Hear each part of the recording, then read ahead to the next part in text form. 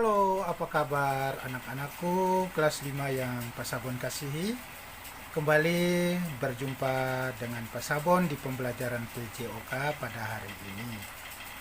Tentunya harapan Pak Sabon anak-anak sehat dan selalu bersemangat.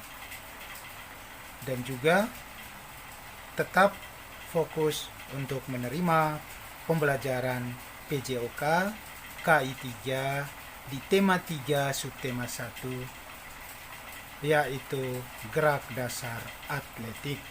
Jadi hari ini kita akan membahas tentang gerak dasar atletik. Namun sebelum membahas materi kita pada hari ini, Pak Sabon mengajak kita untuk selalu bersyukur kepada Tuhan dengan berdoa sesuai dengan ajaran dan kepercayaan kita masing-masing. Kita bersyukur atas segala berkat dan karunia Tuhan pada hari ini, sehingga kita dapat berkumpul kembali dalam suasana yang sangat menyenangkan dan kita semua masih diberi kesehatan. Untuk itu, mari kita menyiapkan diri anak-anakku.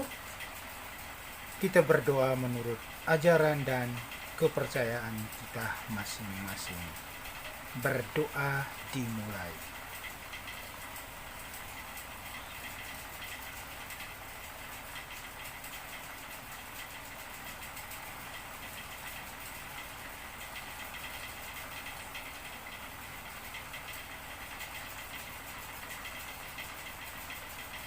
Berdoa selesai.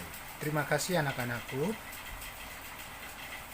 Baik, kita akan melanjutkan materi kita pada hari ini.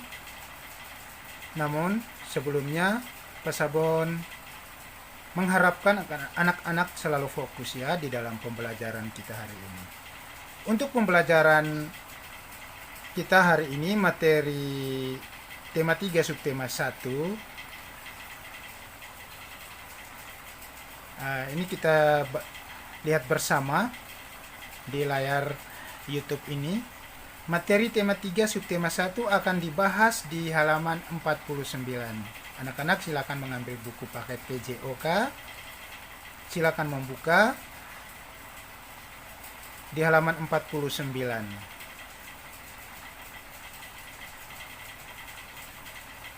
Oke, baik, sudah. Kalau sudah, maka dilihat dulu di halaman 49 itu kita membahas tentang info. Ada info Penja Sorkes ya. Di situ ada beberapa hal yang sangat penting yang selalu ditanyakan Pak Sabon ketika ada ulangan atau penilaian harian maupun nanti di saat penilaian akhir semester. Kemudian kita akan melihat juga di poin A, buka di halaman 50. Itu tentang pengertian kombinasi gerak dasar atletik. Jadi untuk subtema 1 sampai di poin A. Kemudian nanti tema 2 akan kita bahas 2 minggu berikutnya, itu di poin B tentang permainan kombinasi gerak dasar atletik. Nah, jadi hari ini kita hanya membahas di subtema 1 poin A. Tentunya sedikit saja materinya, namun perlu diketahui bahwa kita harus menguasai ya, anak-anak harus menguasai pengertian-pengertiannya.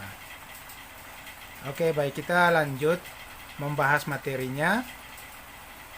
Kita melihat bersama bahwa olahraga atletik merupakan induk dari semua cabang olahraga.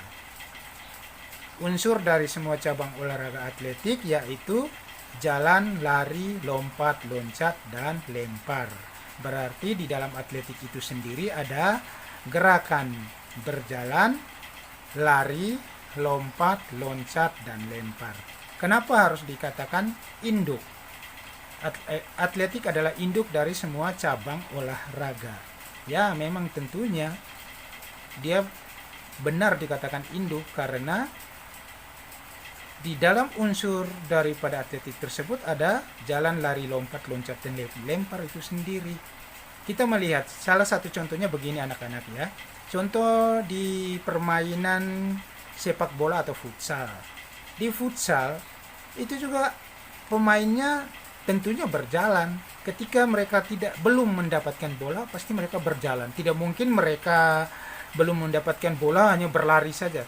Ada sih yang berlari menjemput bola ataukah berlari menghindari lawan supaya teman yang memegang bola bisa menendang, mengoper ke mereka atau ke teman yang tadi berlari. Namun tentunya ada berjalan. Kiper tidak mungkin tanpa bola dia di sana berlari di keliling gawang, kan nggak mungkin. Pasti dia berdiri dulu, berjalan dulu. Kemudian ke lari. Di sepak bola atau futsal ada lari. Memang benar. Kemudian lompat ada, dia melompat menyundul bola ada, loncat ada, dan lempar pun ada. Kiper bisa melempar bola. Biasa di futsal selalu kiper lebih banyak menggunakan tangan untuk melempar. Maaf ada gangguan. Jadi anak-anak bisa memahami ya. Kalau memang belum mengerti, bisa nanti WA ke Pak Sabon bertanya kembali. Kalau belum yakin, kok kenapa atletik dikatakan induk, kenapa enggak futsal, kenapa enggak olahraga yang lainnya. Oke, baik, kita lanjut lagi ke materi yang berikutnya. Ya, ini kita membahas tentang info penjas orkes. Di sini kita melihat manfaat olahraga atletik antara lain sebagai berikut. 1. Menjaga stamina tubuh agar tetap bugar. Benar sekali. 2. Melatih kelincahan gerak. Betul. Yang ketiga, meningkatkan kekuatan otot kaki dan tangan. Ya. Jadi meningkatkan kekuatan otot kaki dan tangan memang sangat betul sekali, karena di situ tadi kita melihat kembali ya. Di situ ada jalan, ada lari, ada lompat, loncat, dan lempar. Tentunya jalan, lari, lompat, loncat itu perlu kekuatan kaki. Jadi memang dijelaskan tadi benar untuk melatih kekuatan otot kaki. Kemudian lempar tentunya menggunakan tangan. Jadi ketika kalau kita selalu latihan melempar, maka tentunya juga efeknya, dampaknya bahwa tangan kita pasti kuat. Contoh dunia olahraga bela diri seperti tinju contohnya. Ya, kalau dilatih terus bertinju, dilatih terus push up, ya maka tentunya tangan dari seorang atlet tinju tentunya pasti sangat kuat dan tenaganya sangat kuat untuk bisa memukul lawannya. Jadi itu salah satu contoh. Ya, kita kembali. Kita melihat tentang pengertian kombinasi gerak dasar atletik. Buka buku di halaman 50, itu di poin A. Kombinasi gerak dasar atletik adalah gabungan dari beberapa gerak dasar atletik. Gerak dasar atletik adalah jalan, lari, lompat, dan lempar. Ya, seperti tadi awal sudah dijelaskan. Sekarang kita melihat salah satu poin. Ya, kita membahas satu persatu ya tentang jalan atau berjalan. Berjalan adalah melangkahkan dua kaki secara bergantian dengan salah satu kaki menyentuh tanah, sedangkan kaki yang lainnya melayang di udara. Gerakan kaki tersebut dilakukan secara bergantian antara kaki kanan dan kiri. Untuk berjalan tentunya Pak Sabun tidak bisa menjelaskan secara mendetail karena kita manusia dari umur, ya ada yang umur 1 tahun sudah bisa berjalan ya. Ya, yang normalnya 2 tahun itu kita manusia sudah bisa berjalan sampai pada tua. Jadi pengertian berjalan kemudian dengan mempraktikkan berjalan itu kita sudah memahami sendiri. Kalau anak-anak ada yang belum tahu atau belum mengerti tentang berjalan itu kan hal yang sangat lucu. Tetapi perlu dibaca kembali bahwa materinya, penjelasannya seperti ini. Melangkahkan dua kaki secara bergantian dengan salah satu kaki menyentuh tanah, sedangkan kaki lainnya kan harus melayang. Jadi kiri kanan, kiri kanan. Kalau kiri menyentuh tanah pasti kaki kanan melayang. Kalau kanan turun menyentuh tanah, kiri tentunya harus melayang. Jadi seperti itu. Ayo kita lanjut lagi ya.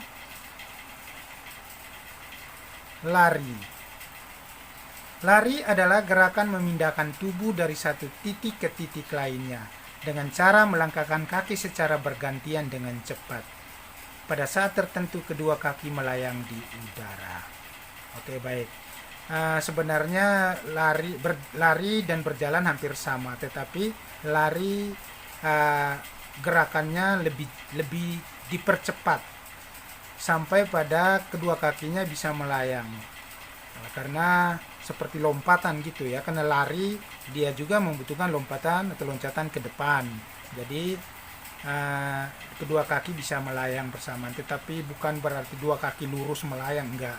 Tetap pada posisi kiri dan kanan tetapi melayang, karena memang membutuhkan tenaga yang kuat untuk mendorong kecepatan daripada lari tersebut. Dan sebenarnya lari ini juga Pasabun tidak bisa menjelaskan lagi. Namanya kita sudah bisa tahu ya bahwa jalan yang mana, lari yang mana. Oke, baik, kita lanjut lagi. Melompat atau lompat. Lompat adalah gerakan memindahkan badan dengan menggunakan tumpuan satu kaki. Ingat, lompat dan loncat ada perbedaan. Materi ini selalu ditanyakan sampai di kelas 6. Jadi anak-anakku, di kelas 5 ini sudah dijelaskan, maka tolong ingat bahwa kelas 6 di soal PH selalu ditanyakan. Jadi ingat bahwa lompat itu tumpuannya satu kaki. Gerakan memindahkan badan dengan menggunakan tumpuan satu kaki. Ayo kita melihat loncat. Kalau loncat adalah gerakan memindahkan badan dengan menggunakan tumpuan dua kaki. Jadi tadi Pasabun menjelaskan ada perbedaan ya, perbedaan di tumpuan. Kalau lompat satu kaki, loncat dua kaki. Jadi hanya memahami hanya itu aja. Lompat satu kaki, tumpuan satu kaki, loncat tumpuan dua kaki. Oke, baik. Kita lanjut. Kita lanjut ke lempar. Lempar adalah gerakan mengarahkan satu benda yang dipegang dengan cara mengayunkan tangan ke arah tertentu. Ya, lempar tentunya ada yang sudah lagi, semua manusia tentunya sudah bisa tahu melempar, sudah bisa melakukan gerakan melempar. Atau ada yang belum melempar, ada anjingnya lewat, saya ambil batu lempar, itu juga gerakan melempar. Ataukah di kelas 4 waktu itu Pasabun suruh melempar turbo di gerakan atletik waktu itu. Yang dibahas di materi di kelas 4 itu ada lempar, yaitu kita melakukan gerakan lempar turbo yang kita sudah pernah praktek ya di pinggir tanah kosong yang ada di sekolah kita. Itu lempar turbo itu sudah kita lakukan. Nah, itu juga adalah gerakan melempar ataukah melempar sesuatu gitu. Yang paling intinya bahwa kita pernah melempar bola. Sering Pasabun memberikan bola basket, kemudian anak-anak melempar bola ke ring gawang. Jadi tidak asing lagi ya, untuk semua gerakan dalam atletik ini itu tidak asing lagi. Pasabun yakin, percaya anak-anak dapat menguasai materi di tema 3 subtema 1. Pasti ada yang bertanya, kok kenapa materinya kok dikasih seperti ini Pasabun? Ya memang di pembelajaran di buku PJOK membahas tentang hal ini, maka kita perlu menjelaskan kembali, walaupun kalau dipraktekkan ya rasanya seperti lucu banget ya. Ya, tapi lari bukan lucu, lari itu adalah olahraga yang mana setiap hari kalau lari kan untuk kesehatan. Jadi baik anak-anak, tentunya materi kita selesai. Di situ ada tertulis terima kasih. Materinya memang sedikit, tetapi perlu kita sama-sama harus melihat apa itu lari, lompat, loncat, dan lempar. Sehingga perlu kita bahas. Siapkan diri kalian untuk menerima ataukah mengerjakan tugas PH tema 3 subtema 1. Nanti Pak Sabon akan berikan di Google Drive. Jadi buku kalian masing-masing anak ada, tentunya Pak Sabon berikan waktu dan kesempatan untuk kembali membaca tentang materi yang tadi. Bacanya cuman di poin A ya.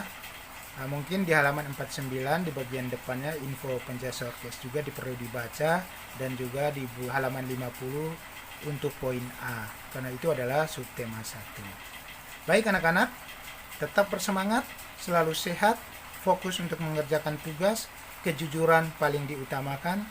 Pak Sabon yakin dan percaya semuanya baik adanya, yaitu nilainya pasti 100 kalau anak-anak belajar. Mantap.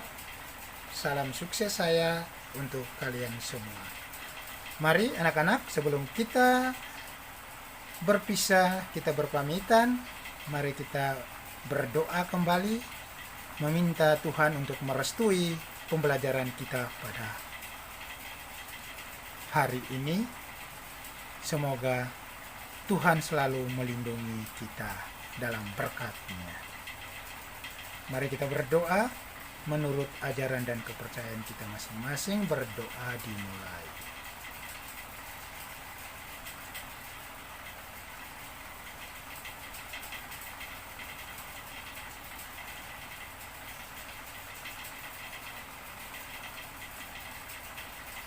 Berdoa selesai. Terima kasih. Sampai jumpa di minggu berikutnya.